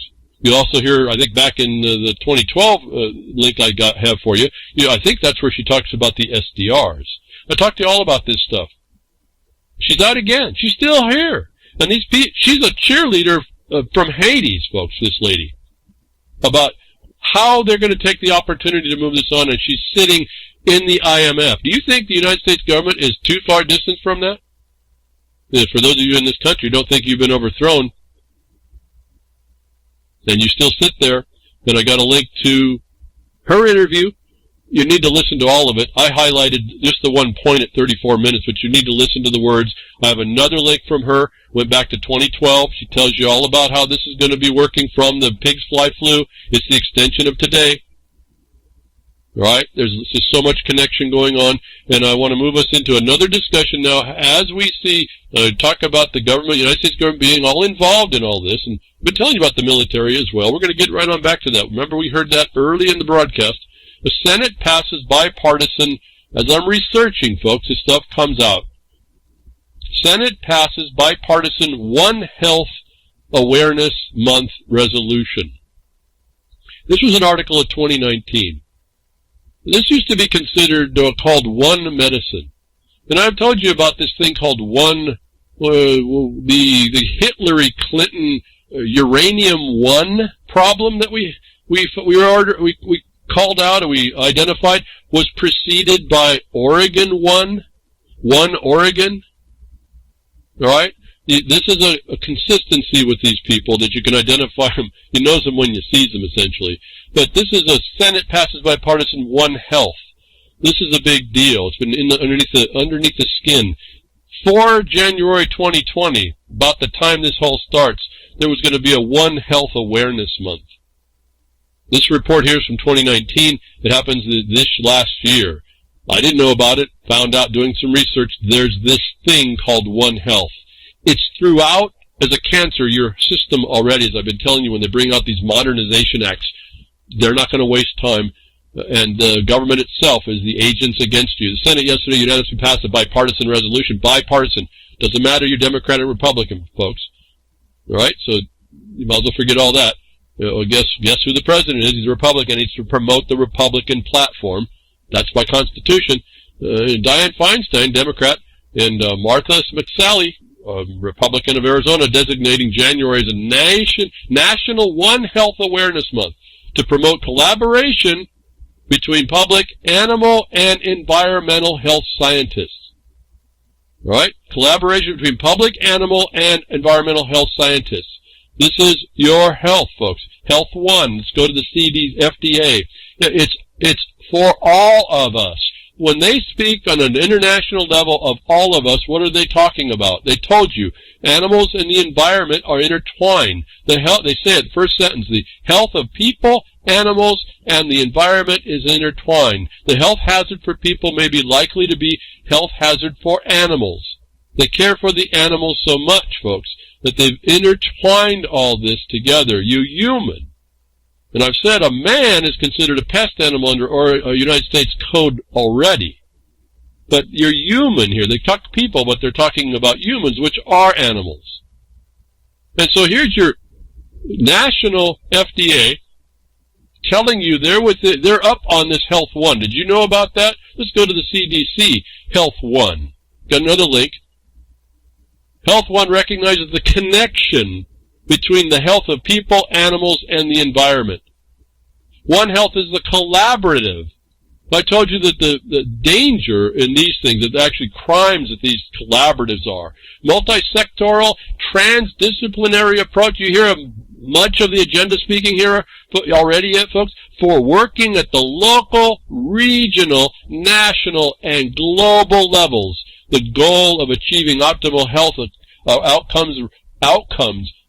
health outcomes, folks, for you, not with your inclusion, but recognizing the interconnection between people, animals, plants, and their shared environment. The CDC One Health Office leads the agency One Health efforts in the United States and abroad. Boy, that's just like the USDA and the USAID and all this other stuff. The thing that caught me more than all that, this is just you hear the agenda right here. Foreign United Nations agenda right here in One Health provisions. And you do more research, this is like a massive cancer in this country, kind of secreting itself along. I noticed on their webpage on the CDC, what caught my eye was, you look at the top picture, the banner picture, they don't reflect Americans' lives at all. And I want you to see that. You need to see, this is the United States government agency that's supposed to be helping the people, and they're showing some foreign land. Some oxen, I suppose. I don't even know what those animals are. Big horns and white. Guy pulling a plow with a rope. At any rate, that's what this is the big interaction thing. You go down a little farther. Zoonotic disease prioritization. You see some cute little girl holding a cute little lamb in the middle of a desert with some dried up old ground behind it. It's not the United States. This is your CDC. This is American CDC. This is publicizing One Health. You think they have their consideration for you? A hidden corner of the One Health concept. One Health, the military, veterinarian, and education. There's another title, One Health, CDC. It's the war. It's the war on you. It's the war on the world. And they're using the military military veterinarians to advance this. Is the military never involved anywhere anymore? No, they're involved everywhere. Eventually you'll find it. Public health belongs to the One Health umbrella. A military veterinary medicine involved, as military veterinary medicine evolved, it became embedded in the national security. What did I tell you earlier? This is the worst thing we could be facing, is a medical national security. And I said the only way to destroy it is to destroy the thing that they purport to be the cause.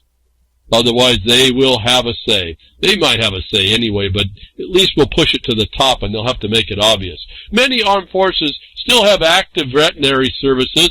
They think you're an animal, folks. You think that the GI is any different here? No, when you read this story, they'll explain GI is cared for no different than the donkeys and the horses, and they've expanded it out to you, adopted by the CDC and the FDA. If you think you're a man or a woman and not an animal, no, you better look at this, and the military is integral. And they're, in this article, pushing the substance of the military action that's not quite yet reflected in the world here.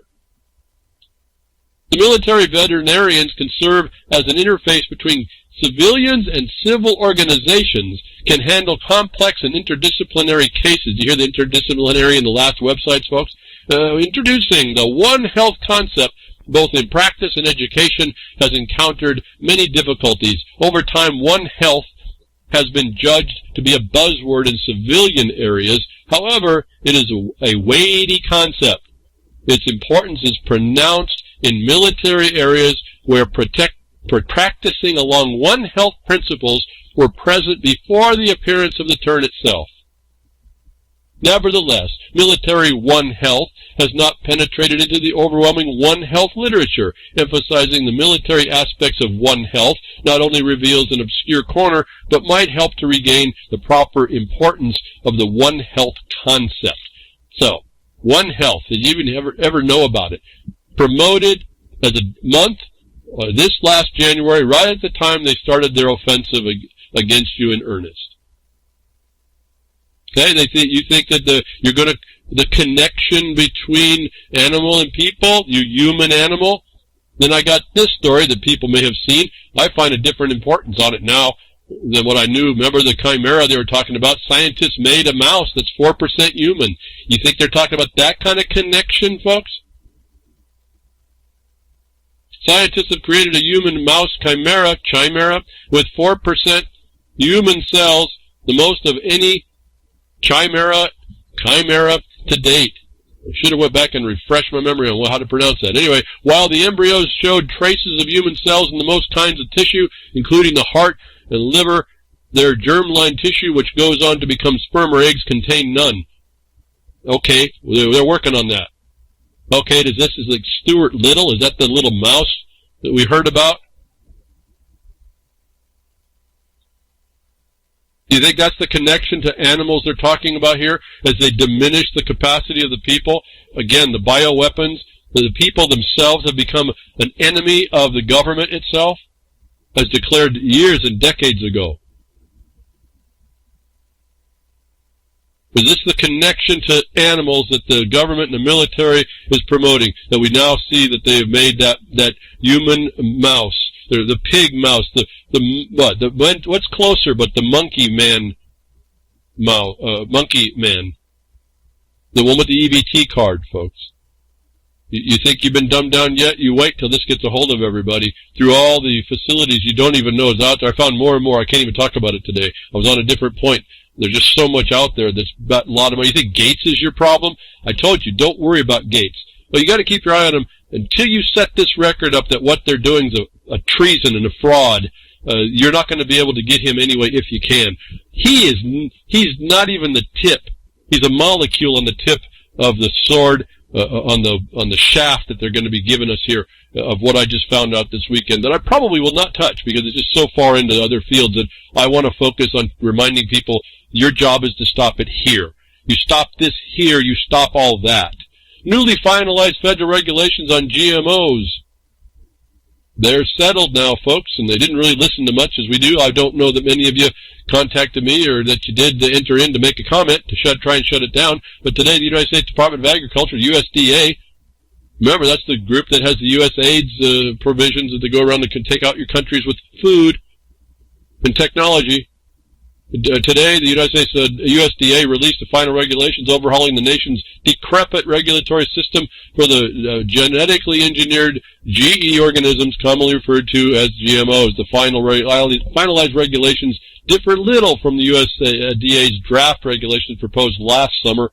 Did you get involved, folks, to stop this? Under the new regime, many GMOs that are currently regulated will no longer be subject to agency oversight, with developers, for instance, chemical companies creating the GMOs, such as Monsanto and Bayer, allowed to self-determine the regulatory status of their experimental GE organisms. GMO crops will also not undergo review for potential harms, including potential economic harms to farmers. Enough there. I read on and on. The tale of woe. We're not responding. I actually think relative to the two issues, your habeas or this, the habeas is so much bigger right now, so much more directly controllable by you moving this forward. But here, what's the importance of GMO? Well, it's just another genetically engineered product, isn't it? Like the human mouse, like Stuart Little, like the compression and conflation of people and animals, and the collaboration of all this public-private partnershiping in order to bring that to bear. That I don't know. Maybe y'all have heard about all this. That was kind of running under my radar relative to the vast organization that exists. That no, while you're all talking about Gates, this other thing's been rolling out. So we have a total biological attack going on. We have the total integration in the government. You as the enemy. None of you are stepping up. I hear nothing but complaints. I look out, and even talking amongst my friends and colleagues, there's still a basic ignorance in certain things. That's what led me to go look for that police power. We have it understood a little bit better now, and so we can still deal with it. But just those are short interims, hiccups of progression that we have to slow up, and we have to go get more education that can slow you up. If you have none of that, you're really starting to work. You're started off-footed, if you will. We weren't supposed to be an ignorant society. That we find ourselves ignorant is not something we beat ourselves on. We should be saying, wow, I really need to learn how to do stuff. I need to do it now. And I think the quarantine really offers a pretty neat time, because you can really focus on what you need to do. And I think a good solid work, if you put together, I think you could do it in a week, but maybe not within 2 weeks. You would have everything you need laid out on a piece of paper, doing a habeas, because it would be already formed out by your statutes on what you needed to say and then submit. And if all y'all, everybody, if I could get this broadcast out to more than a handful of people that listen, and get it out and promote this stuff, and we could get the hundreds of millions of people to do this, it would maybe make my day, maybe. And if you did it right, it would just be astonishing. I'd at least feel I lived in a country of countrymen and women. And we could understand at least one thing correctly, and we did hold the line. Otherwise, these things are coming on you, folks. I don't know what else to say. And here, moving on, and knowing about the military back there, what they're doing, how don't worry, they don't have no qualms about messing stuff up for you. They'll do it under the national security interest, folks. This is a serious, you really need to understand how serious that connection is, more than the connection you to the animal, and what they're going to do to diminish the people in the future with this stuff. Effects of noise on vascular function, oxidative stress, and inflammation, mechanistic insights from studies in mice. Right? So when they put that extra little mouse, the man in the mouse or woman in the mouse, and it grows, and they put a little bit more, and they put a little bit more, maybe you don't know they're putting the mice into you over time, and other animals and critters, by whatever adulteration is going on in your feed system.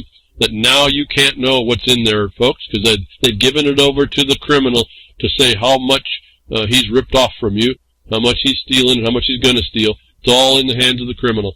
And so they're all doing this One Health future, okay, to advance what someone's got the plan on where this is going to go.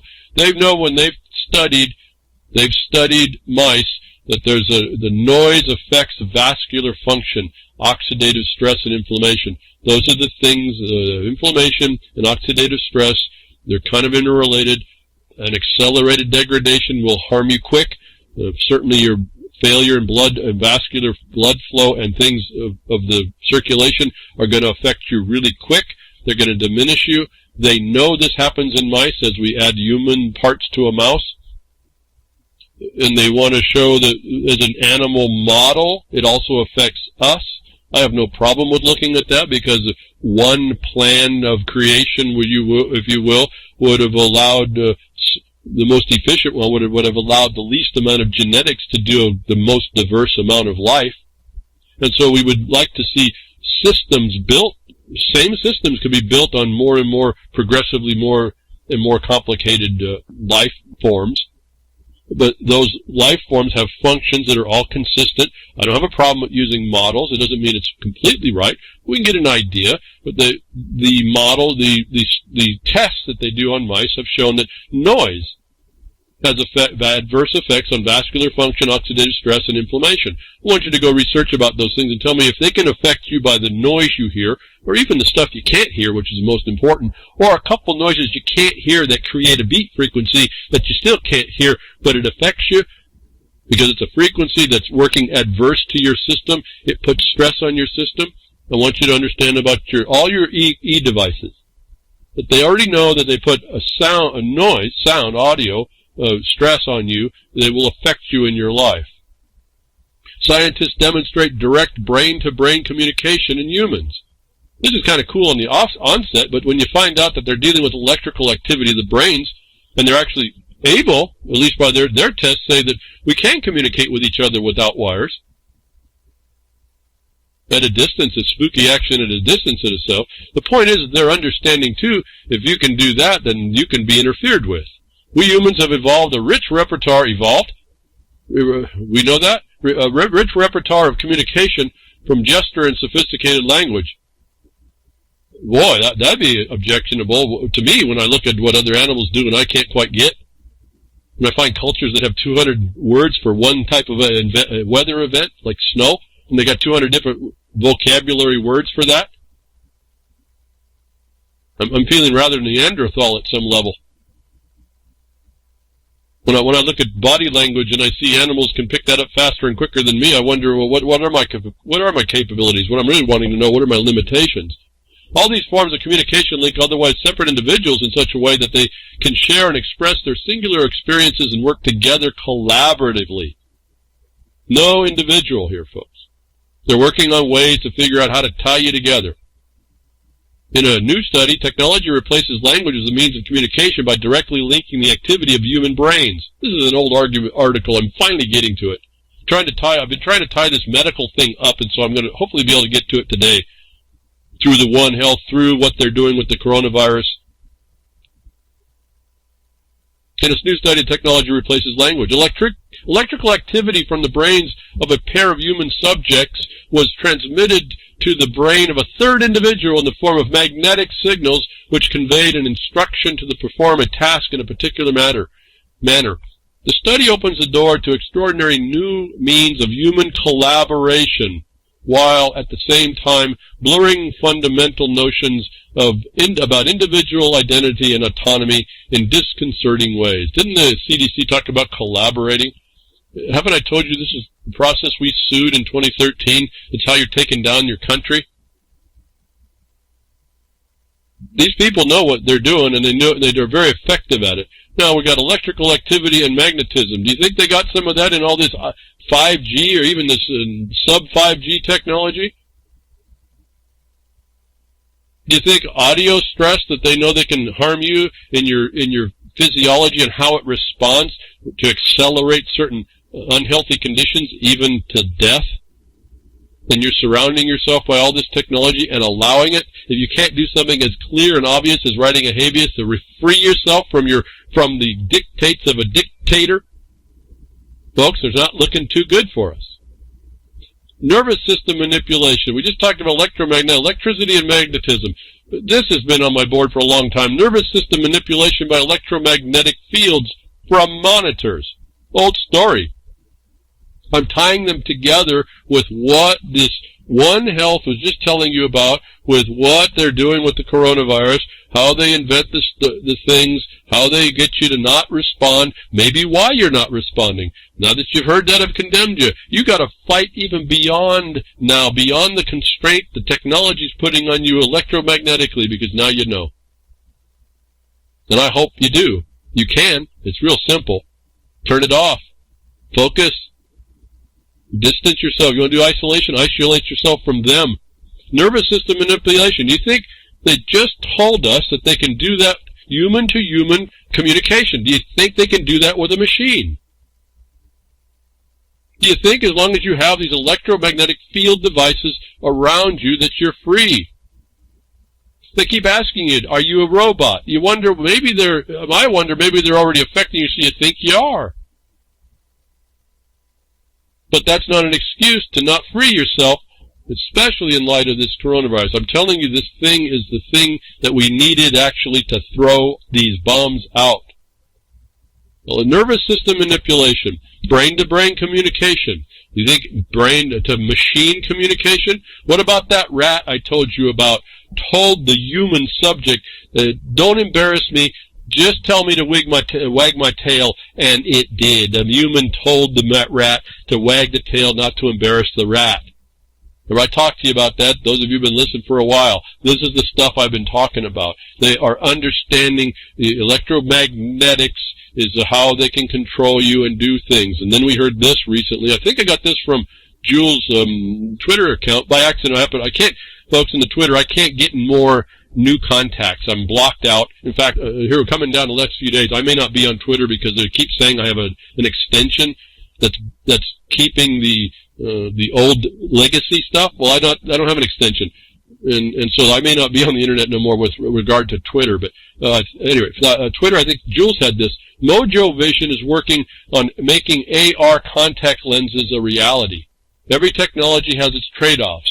That the key to success is making sure the benefits are so great that the trade-offs seem like minor nitpicks by comparison. There's your public buy-in. They sell it to you as an advantage. You don't know what the trade-offs are because you don't know who the ones making this stuff and what their object is.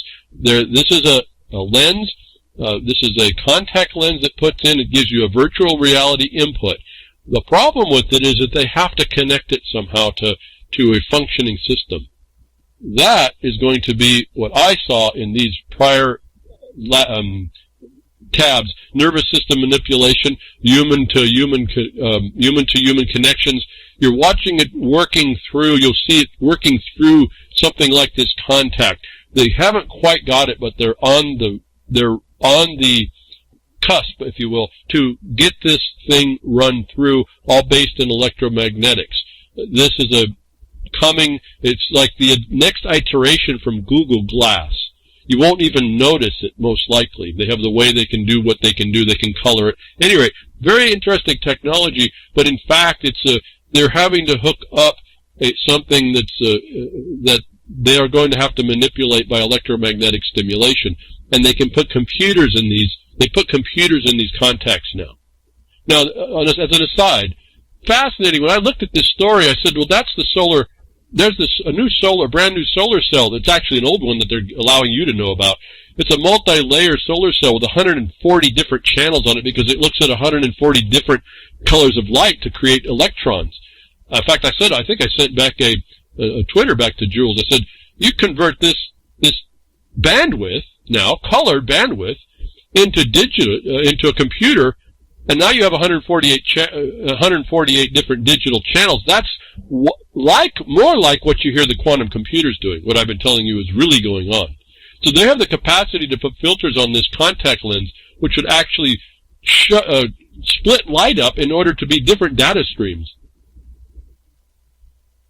An immense amount of computing power on the cusp of possibly going into your eye or someone's eye, hooked up into a system of the Borg, is not a very warm and fuzzy feeling for me. I don't know about you. But this is where technology is moving it on, and the military is all behind it. As I want to remind you of an old story I did report, and how he said, you not really a question rhetorically, how would they find out? Well, U.S. military develops algorithms to predict illness 48 hours before the symptoms. Well, if they've got devices that are keying in and causing you to have symptoms, and then they just read that you responded through all the devices you have, or they have these devices you walk by that pick it up. The military is developing these things to keep intelligence on every one of you. And we have the contact tracing built in now to the phones, and people saying you don't have a contact tracing app, we're not having you're not going to eat or have coffee here. Folks, that's your opportunity to not to vote with your feet. Start making your own coffee. But U.S. military is right involved with how this would be working. You see all this technology coming. You see it's being refined in fantastic ways, very interesting ways. To my mind, and some of the things I understand about some of the technology, even for as long ago as when I was into it, I'm seeing like an even bigger advancement coming in a way of, it's always fantastic in the technology side, but how they're going to be using it is terrifying, that we continue to set as crickets. The military is involved here. There's the war against you. I'll remind you that they are making ways to feed in information that the One Health that's being adopted by the federal government is embracing already is a foreign imposition as well to control you enemies, essentially, as animals, relative to the thing that they're imposing upon you and bringing you into that, new world order, the new normal, which we find out now if we read the amendment to the people of Oregon said, you can't have a new normal, we got to reinstate the old normal first. How's that? Isn't that interesting? And so here's this technology. They don't care about how they harm the animals. Another report that I think I can get to here. So we have the military all the way through this going on, as we have been the whole story, even the coronavirus nonsense between who was doing it. Remember we talked about here behind the woodshed, went from the MIT or university stuff in the United States, went to Canada. In Canada, they had the soldiers from China, which then took it, it was on over to the Wuhan. All this stuff is integrated. They're all collaborating because you're actually the enemy and don't know it. And they proved it to you when they locked you up on something that they have no power to do, and you allowed it. Even those of you that believe that you're not part of the herd, or part of the hive, or part of the mind, you're allowing it. You're part of the herd. They're treating all of you equal to with them that they're after to harm. This technology they're advancing, it doesn't matter. Ends justify the means. Harvard physicist says no safe way to implement 5G. For some of those of you that are against 5G, you'll say, okay, great. Well, here's a piece of evidence that someone's opinion of Harvard physicist says there's no safe way. Well, there's not a safe way to do a lot of these. You do a vaccine. We heard early on, they gave 6 monkeys a common cold with a vaccine. Now we know if you had any doubt that these vaccines give you the thing, and an inferior product on top of that, which really gets me. I don't want the inferior one. Just give me the natural common cold. My body handles that for forever. In fact, as I move along in life, I get more and more. It's more and more trouble for medicine, Western medicine, for medicine, the made up stuff that they're doing to actually treat me. Because my body gains these defenses. It gets to the point that vaccines are ineffective because you already have an immune system that's so strong against most everything. Yes, remember, thank you. Enemies of the state. You are. This is not a joke. I've been telling you this for years and years. Harvard says there's no way to safely implement 5G. They don't care. They need the data streams. They're telling you electromagnetically they can control you by these, and what they're doing to bodies, they can do this to bodies. They tell you they're hybridizing life. They're telling you they're collaborating to do so, and that they're combining all this life together. And it only diminishes it. Okay, so I don't know what, this is not stories, this is not time to ponder, this is not time to say, acknowledge what I'm saying, these guys are criminal and crooks. Right now, I'll just return to this because it's so important. Right now, the coronavirus nonsense, COVID, whatever you want to call it, is giving the people of the United States of America the right to use a habeas corpus in order to expose the entirety of the corruption that goes down. Do you understand what millions and millions of people going into court doing a core argument that's going to win, and then everyone adds a little different nuance to expose that? If we were that integrated as an educated people, actually moving back through with wisdom and an intention, that we could re-expose the nonsense and throw them out. You want to throw out Gates? You're not going to get the Gates. You want to throw them out? You identify how the system just puts you in lockdown and eliminate that, and then set the example, and you're going to eliminate all that they've done. If you don't, and even if those of you think you're free, and you know, because you know you're free, and you know about being free, and you know you don't have, even if you say I don't have any rights, but I'm free enough. No, you're all part of the hive. You're all part of this thing that they're mashing together, that you hear through the Health One, that you're all being treated the same. You're being treated as the vector that's harming the environment. If you didn't hear the environmental agenda, what the IMF minister, Kristalina was saying, if you don't like this pandemic, you wait till we hit you with the climate crisis impositions. That's where you truly are the criminal. And you heard a little bit about that. The police power is not supposed to be in the criminal context, but I told you to find the information about police power, I had to look in the criminal context. They've subtly changed that on you, and nobody knew it. So I didn't notice, because my research is done 20 years ago. So when I went back, I didn't even recognize what they don't talk about they talk about like the government already has the power. Instead of, as you heard that one study, the history is that's not the case. But Wisconsin tells us, the Wisconsin court, that's the case, that unless you step up and stop it, like I've told you over and over, you only have the rights you assert. You only are not treated equal with the rest of the herd when you cut yourself from the herd and find a particular way to do it. And I've told you this battle is not one the Second Amendment can win. And yet I see people, that one Twitter comes to mind, revitalize the government by starting initiating a militia. That's such an absence of awareness, I can't even know where to begin to talk about it. But anyway, last week I cut off a little bit early. I didn't cut off early. I went a little bit long. I have a delay. I don't want to do that again today, so I'm going to break just a little quick here. So thank you, Grimner, for what you do at reallibertymedia.com, and to Jules or at ucy.tv, what you do there to keep us going, and your YouTube feed, and Sound Minds, and Normalization of Ignorance. And if you're out there just in case, I see you go through Minds every once in a while. I appreciate what you've done. I haven't found much recently. Folks, if you can, give us the thumbs up here. Spread the word around. I literally tell you that I believe that 100 million, 200 million Americans stepping up would be an immense power in the people, finally, in a right that's written in an organic document, that the parameters for which are nice and clear and short and easy to understand, under which everybody can take advantage and nobody can be stopped. And I just find this to be an interesting moment in history, if you will, to really bring us to that point, if we just will. Thank you again for all you do, Grimner, and everybody else doing the distribution. Appreciate all that you do to support it. I'll take, talking with you next week, Tick Diffs or Nature Will.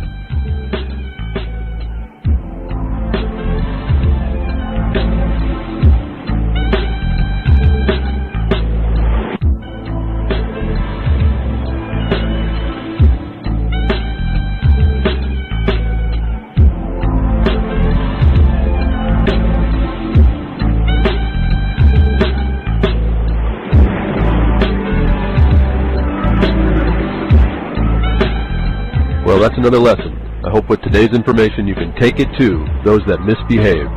From behind the woodshed, leaving his mark on the beast, this is Hal Anthony. Till next time, journey with purpose.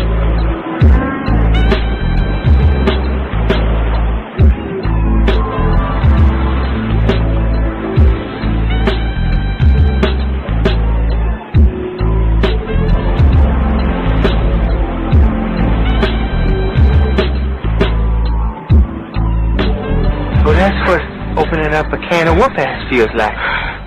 Son, you just opened a whole case of whoop-ass.